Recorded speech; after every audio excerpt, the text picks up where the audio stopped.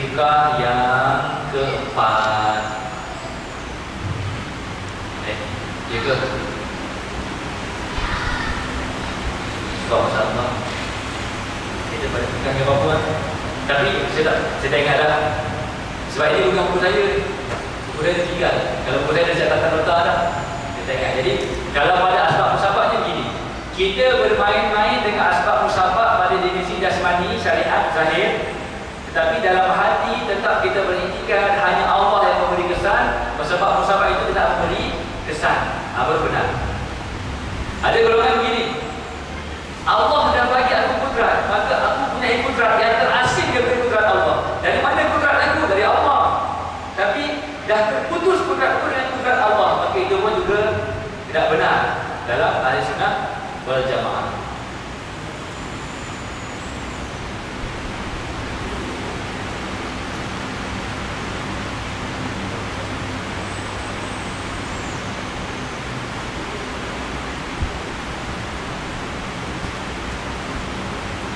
Kita fiqh yang pertama, kita fiqh yang pertama. Jadi kita baca yang betul adalah kita baca yang betul.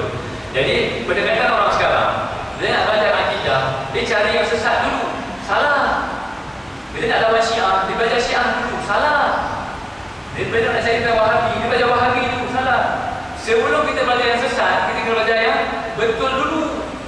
Dah faham betul tu betul, dan memahami betul itu benar-benar betul, baru kita mengkaji perkara-perkara yang sesat.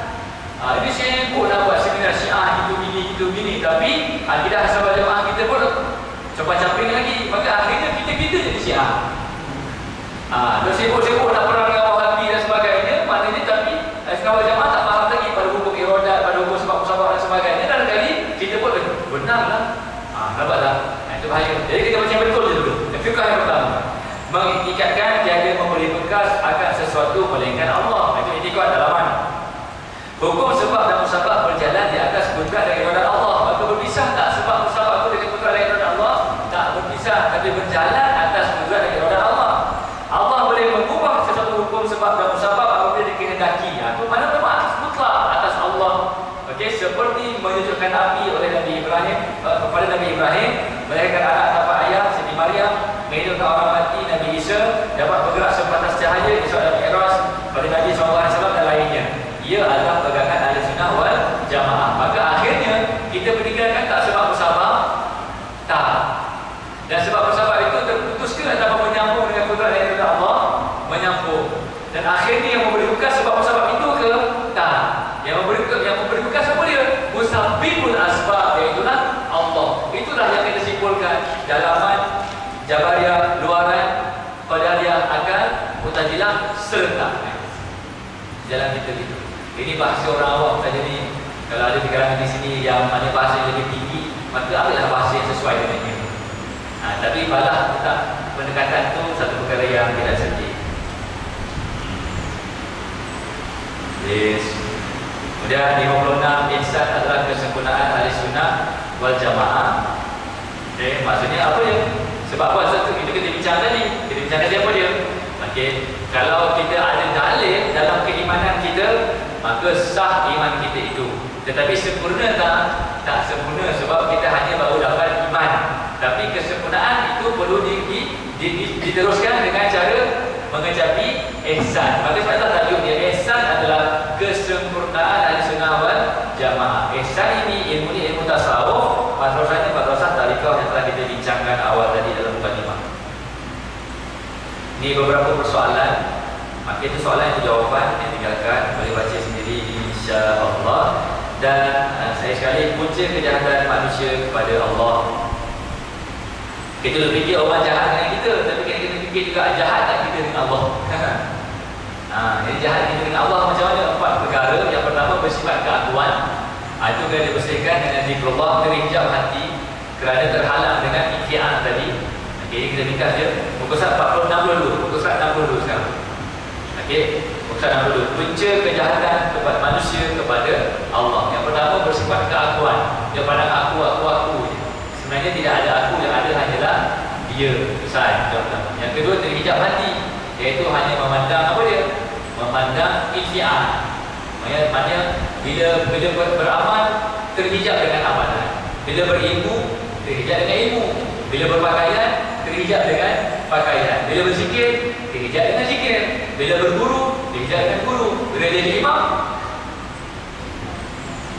terhijab dengan keimaman. Bila jadi bilal, terhijab dengan kebilalan. Bila jadi bapa, terhijab dengan kebapaan. Apa? Semua boleh terhijab kalau tidak menyambung dengan kudrat dan iradat Allah. Maka bukan semata-mata menyebut la haula wala quwwata illa pada lisan, tapi sebenarnya menerpa pada hati dan perasaan serta kerohanian. Okay. Yang ketiga, makhluk berkuasa.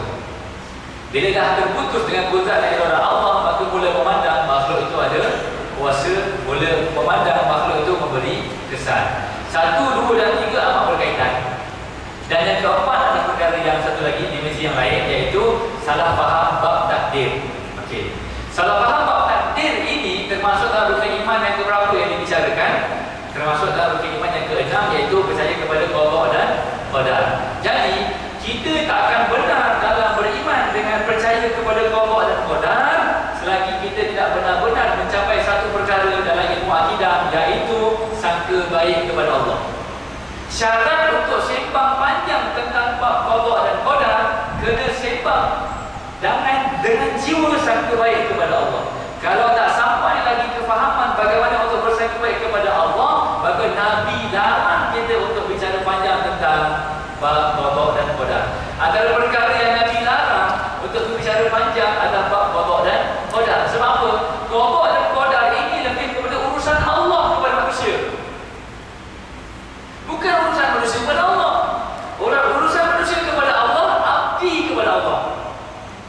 Qada dan qadar ini urusan Allah. Apa Allah nak tentukan, apa Allah kehendak, apa Allah Ta'ala nak berikan, semuanya atas mutlak, atas iradah dan kudrat Allah.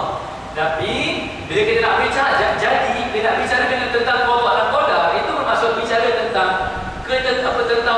bagaimana Allah mentadbir makhluk dan mentadbir hamba. Kalau tak ada sangka baik jangan bincang tentang qada dan qadar. Dan banyak orang salah faham terhadap qada dan qadar Allah kerana dia tidak memiliki fardu ain dalam ilmu akidah, iaitu sekurang-kurangnya untuk mencapai rasa, untuk mencapai hakikat, untuk mencapai prinsip sangka baik kepada Allah. Itu dia. Jadi kalau pintu masuk rukun iman, beriman dengan Nabi SAW, maka kemuncak rukun iman apa? Kemuncak rukun iman adalah memahami dengan sewajarnya kita fahami terhadap konsep qada dan qadar. Maka untuk memahami qada dan qadar, kita bicara perbahasan tentang ta'alluq sifat kudrat, ta'alluq sifat iradah, ta'alluq sifat ilmu, dan ta'alluq yang lain-lainnya. Itu bukan sekarang. Ini hanya orang kata teaser saja. Nak tahu tu pengajaran. Yang penting bila ayah ada bodoh, tuan-tuan, puan-puan, anak-anak pelajar sekalian, maknanya memahami konsep-konsep dan prinsip-prinsip ini, carilah pengajian di mana-mana saja, insya-Allah. Berbekalkan dengan perkara yang kita kongsikan dalam satu hari ini, insya-Allah ada kebaikan, dan kita doakan kebaikan untuk guru yang kita belajar itu, untuk diri kita sendiri, keluarga kita dan semua jemaah yang sama-sama dalam pencarian menuju kesempurnaan ketauhidan kepada Allah Subhanahu wa Ta'ala. Kemudian pusat yang ke-64, 63-64 itu juga diterangkan tentang peringkat-peringkat perjalanan kerohanian dalam bersalin menuju Allah Subhanahu wa Ta'ala. Telah kita syarahkan sebelumnya. Dan sekarang saya tengok pusat yang ke-66. Pusat yang ke-66 ni nak faham. Boleh kerana kita ada dua dimensi, iaitu dimensi syariat dan dimensi hakikat. Maka kita nak bertanya, di mana Nabi SAW menerapkan dimensi syariat? Jawapannya di Madinah. Di mana Nabi SAW menerapkan dimensi hakikat? Jawapannya di Mekah. Mana yang berlaku dulu? Dimensi Makkiyah ataupun dimensi Madaniyah? Yang berlaku itu adalah dimensi Makkiyah. Maksudnya apa? Maksudnya nak membina umat, nak memperbaiki keadaan umat, kena baiki dalam aspek Makkiyahnya terlebih dahulu, kemudian disusuli dengan Madaniyahnya. Jadi oleh kerana itu kita tengok sekarang kampung kita ni dah lepas belum zaman Makkiyah.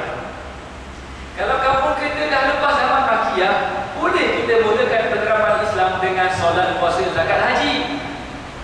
Kalau kampung kita ni pahala makiyah pun tak lepas lagi, jangan suruh orang solat. Kalau makiyah tak lepas lagi di bilangannya, bukan mengiyakan, bukan meredai orang tak bersolat, tapi dia faham kenapa dia tak sudi bersolat. Sebab dia tak merasai nikmat bertuhan. Kenapa Allah tak campakkan nikmat bertuhan dalam jiwanya? Kerana tidak menyambung kecintaan dirinya dengan Nabi SAW. Maka perkara pertama yang kita kena lakukan apa dia? Sambungkan terlebih dahulu hubungan si umat dengan Nabi SAW melalui kecintaan. Kemudian baru mereka memahami erti hidup bertuhan. Baru mereka sendiri akan kita diajarkan bagaimana untuk berpuas dan bernikmat dengan hidup bertuhan. Maka caranya solat. Apa tak proses tu? Yang sekarang apa dia? Tiba-tiba anak kita 10 tahun, solat. Bapa kata anak kita tanya, kenapa kena solat ni? Sebab Nabi suruh. Okey, kenapa Nabi suruh? Wajib. Kenapa Nabi kata wajib? Banyak cakap dah, otak dah. Bapa ibu berdua nak jawab kepada saya. Faham tak? Jadi, mula perintah solat untuk dirotan kalau bersolat umur 10 tahun. Mula untuk diajar bersolat umur 7 tahun. Umur 0 tahun sampai 7 tahun tu semua buat apa? Main-main dengan anak gini-gini tu. Umur daripada lahir sampai 7 tahun, umurnya apa dia? Berselawat dengan anak, bawa anak ke majlis zikir. Bila dia dah sampai pada berkata-kata, semang-semang tentang Nabi SAW. Setiap hari talqinkan dia selawat. Sehingga umur 7 tahun, bila kita kata, jom Abah nak ajar awak solat ni. Kenapa saya kena solat Abah? Kerana cinta kita kepada Nabi SAW. InsyaAllah, insyaAllah anak takkan bertanya lagi. Sebab apa? Orang yang bercinta tak banyak bertanya. Cinta ya dia, okey, jom. Kemudian 10 tahun, jelas-jelas anak-anak bersolat. Abah kena rotan awak ni. Sebab apa? Sebab Nabi yang kita sama-sama cintai suruh Abah rotan awak kalau awak tak bersolat. Ya ke bah? Rotan Abah. Lepas tu, kenapa Abah rotan saya? Sebab Nabi suruh. InsyaAllah. Maksudnya apa-apa saja kena kait dengan Nabi dulu. Lepas tu sampai umur balik. Bila sampai umur balik, awak berdosa kalau awak tidak bersolat. Ada apa dengan dosa apa?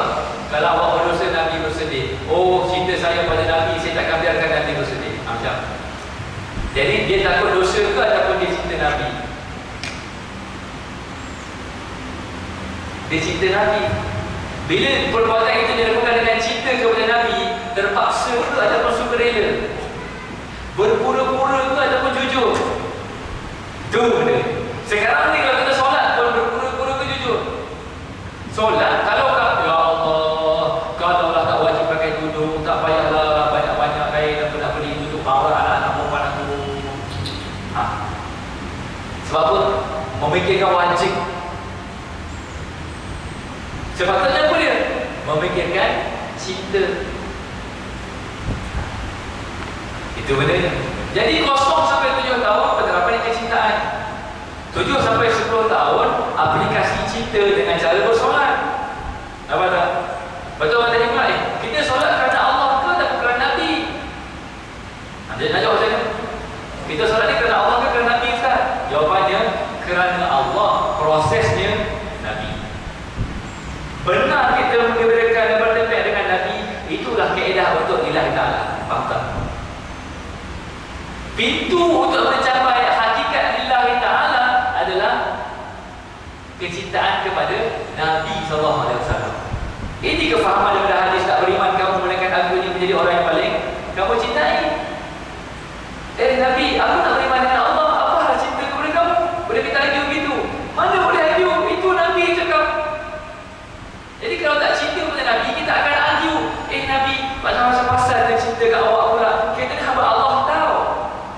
Kita bukan hamba kau, wahai Nabi. Kenapa nak sahabat kat kau pula? Sahabat kat Allah lah. Zikir kat Allah lah. Sebab tu Allah bagi signal. Allah sahabat dekat Nabi. Nampak tak? Dan itu kena faham hakikat Muhammad ni. baru benar perjalanan ketahidan kita kepadanya. Jadi saya rasa itulah saja yang diperkirakan bicara pembenahan kitab. Yang saya cakap pada awal lagi tadi, sekurang-kurangnya adalah kita selesai pasal 1. Adapun pasal yang kedua adalah bagaimana solat itu dijadikan benar-benar tempat untuk kita memandang Allah. Sebab Allah Ta'ala kata wa aqimis solata lidikri, dan dirikanlah solat untuk ingat kepadaku. Kita takkan ingat Allah dengan kita memandang Allah. Jadi solat itu adalah bagaimana untuk kita benar dalam memandang Allah. Solat. Dan itu yang dibicarakan dekat sini. Okey, perihal zikir, masalah ibadah dan zikir saja. Jadi saya rasa kemudian sampailah kepada pusat ke-80 akhir kalam yang telah kita baca tadi. Jadi dengan itu kita sudah selesai mengelak saja. Jangan kata kitab ni saya dah kata. Saya boleh mengajar dah kitab ni saya dah kata. Bila awak kata? Tu 3 hari bulan tu dengan siapa? Dia salah sih. Kata awak hanya kata mengelak. Tapi kata dah juga. Dah kata tapi kata mengelak. Sebab kita hanya mendedahkan apa yang terkandung dalam kitab ini.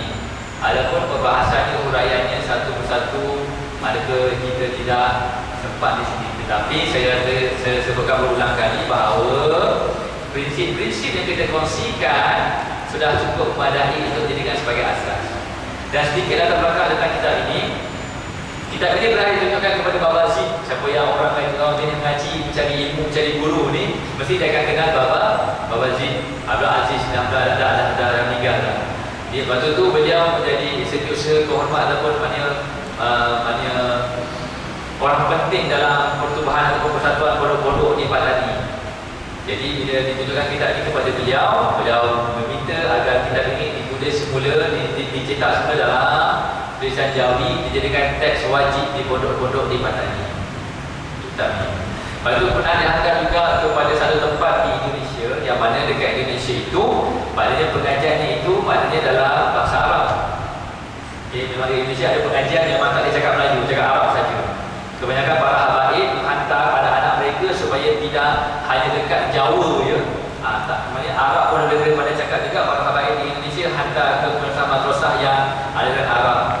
Saya tak pasti madrasah mana, tapi dah dihantar ke situ, dibelik buku ini, maka mereka minta agar buku ini ditulis semula dalam bahasa Arab untuk dijadikan teks wajib. Sebab apa? Diperkirakan buku ini dalam memudah carakan ilmu fardu ain dalam bidang akidah dan bidang tasawuf. Secara perkataan pun begitu, tetap perlu kepada berguru supaya asbab limpahan itu berlaku. Nur tidak melimpah dari kitab kepada mata, kepada hati kita. Nur melimpah dari dada ke dada. Sebab itulah bila kita nak bicara, nak mula baca kitab Nur ala Nur itu kan, yang kita adakan sejak hari Ahad di Masjid Jami' Pertanian Serdang ataupun Masjid Pagi atau Masjid Serdang Lama. Kalau pergi dari sini, masuk exit ke Hospital Serdang, di sini dari BKM ni masuk exit, dapat exit Hospital Serdang, dapat exit, lepas exit Hospital Serdang dah Putrajaya, maknanya Putrajaya. Yang mana sebelum exit Putrajaya adalah exit Hospital Serdang. Dan exit tu jumpa traffic light pertama, itu masuk ke hospital, jangan masuk ke situ, masuk traffic light yang kedua. Masuk traffic kedua, jumpa Mardi terus sampai hujung jalan ke kiri. Bila ke kiri, kena apa dia? Jumpa wheel dulu. Maka pintu punya apa dia? Siapa yang nak pergi ke Masjid Jami' Serdang itu tetapi tidak menjumpai kuil, bermaksud dia tidak berada dalam masjid yang kita kehendaki. Faham kan? So apa? Memang jalan ke situ mesti melu kuil, betul. Bukan buat lawak ni kuil dulu. Nampak kuil, kena berasa lega. Sebab apa? Tak ada benar kita pergi ke masjid yang dituju. Faham ya? Okey. Jadi di masjid itu kita nak mengajar masjid kitab Nur ala Nur, kita memikirkan bahawa nur itu bukan berpindah dari buku kepada dada, tapi nur itu berpindah dari dada ke dada. Asbab adab syariatnya kita cari tuan guru tersebut. Rupa-rupanya tuan guru yang menulis kitab itu telah meninggal pada tahun 2012. Kita ziarah makamnya, bertahlil, mendoakan. Doa kita begini, ya Allah, seperti mana Engkau memberikan kefahaman dan nur kepada Kiai Haji Zain Syukri ini, berilah juga kefahaman dan nur itu kepadaku dan kepada semua jemaah yang akan membicarakan kitab ini. Jadi kita minta siapa? Ke Allah ke makhluk?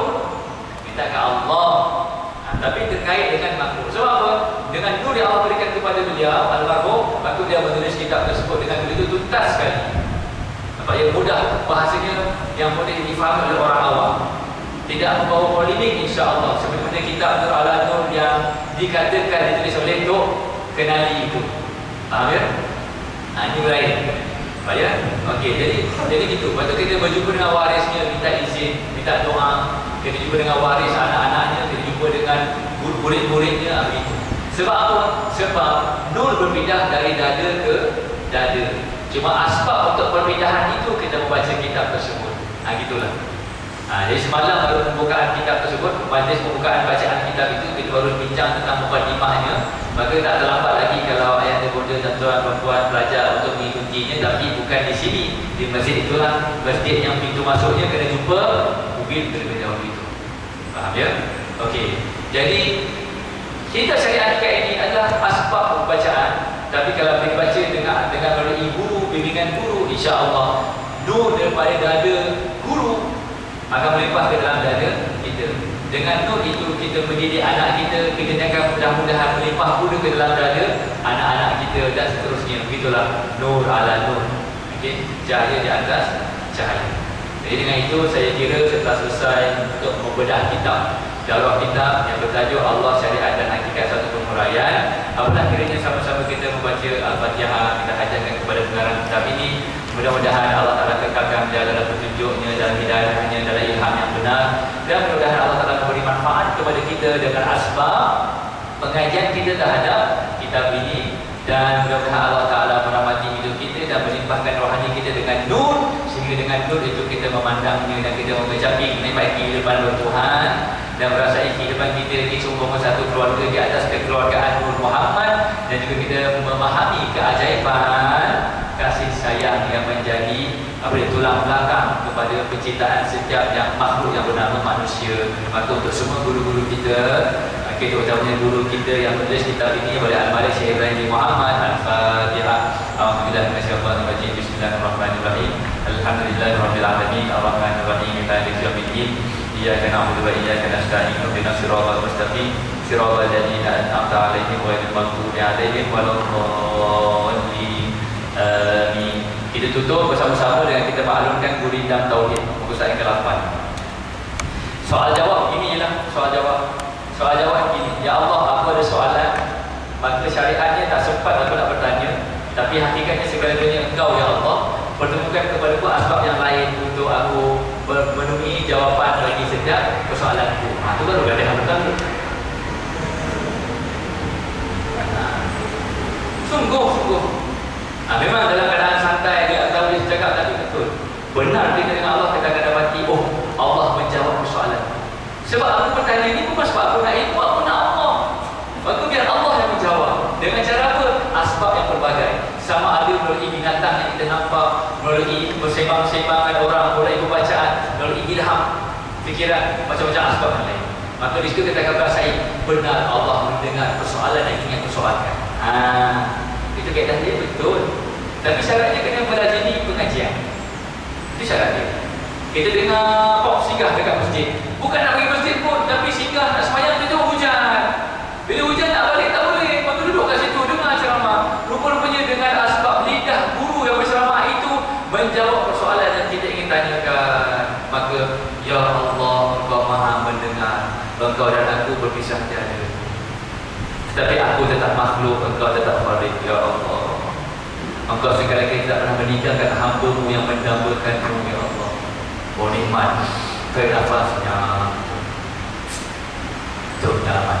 Maka masing-masing akan punya kitab hikamnya sendiri. Sekarang kita baca kitab hikam oleh Syekh Ibnu Athaillah As-Sakandari. Kalau menurut bidalan guru kita oleh Al-Malik ini, bidalan saja ya, awak tak perlu baca kitab hikam, tapi awak jalani proses salik itu sehingga awak mengarang sendiri kitab hikam awak dengan Allah. Itu bidalannya. Bukan memperlengketkan kitab hikam itu, tidak. Tapi nak katanya Syekh Ibnu Athaillah As-Sakandari mengarang kitab itu selepas selesai perjalanan kerohanian dia menuju Allah. Cuma Allah memberikan kepada beliau kemampuan untuk mengungkapkan dengan kata-kata yang mana kata-katanya itu tidak seorang ulama pun menyanggahnya. Tinggal lagi kita, kalau Allah bagi kita kemahiran untuk menulis, kita tulis.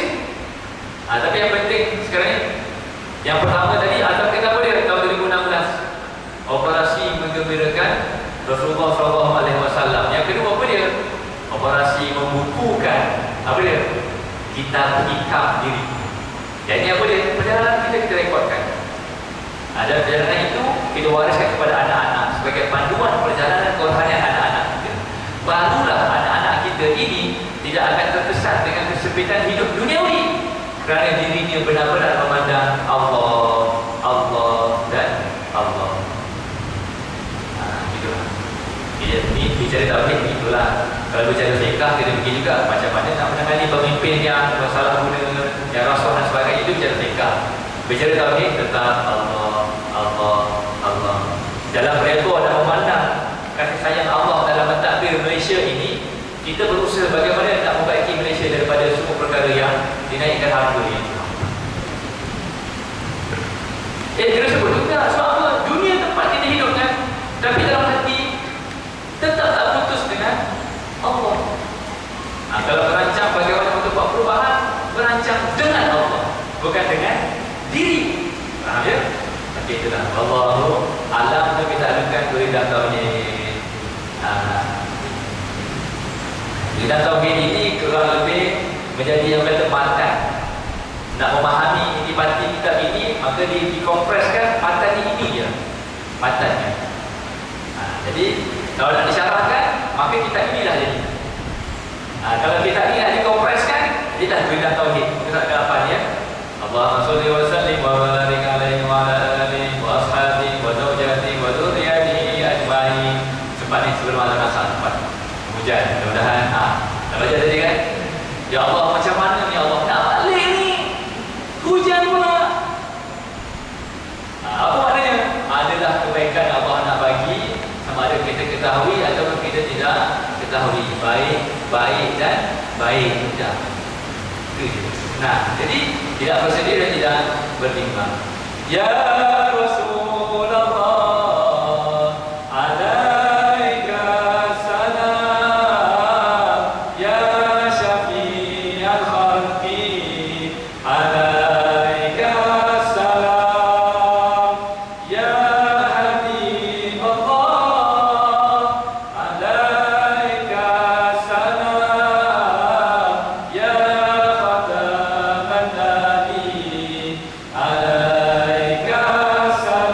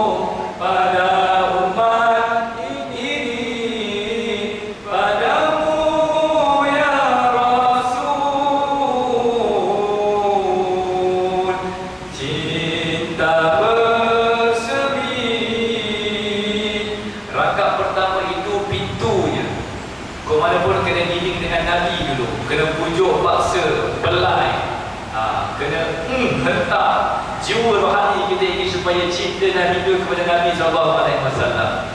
Dengan jiwa pada rakaat yang pertama itu, kita teruskan dengan rakaat yang kedua, latihan Allah, Muhammad, Nafi, isbat, cinta, makrifat. Itulah maknanya terminologi yang perlu kita ingat dalam konteks mencapai hakikat bertauhid kepada Allah Subhanahu wa Ta'ala.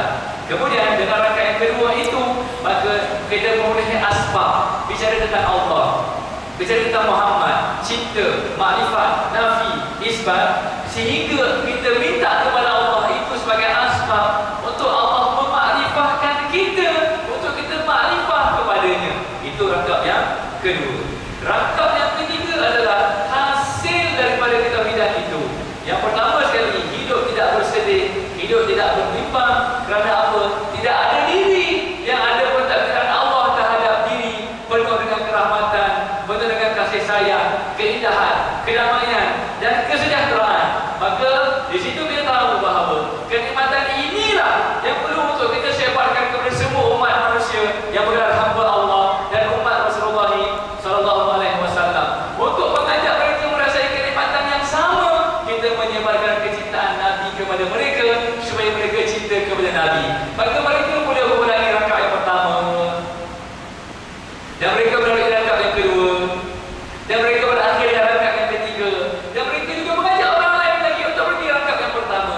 Itulah 3 rakaat sebagai kitaran untuk kita memahami dimensi perjalanan menuju kesempurnaan pengabdian kepada Ar-Rahman. Mudah-mudahan Allah Ta'ala melimpahkan nur ke dalam rohani kita. Bismillahirrahmanirrahim. A'udzubillahi minasyaitonir rajim. Bismillahirrahmanirrahim.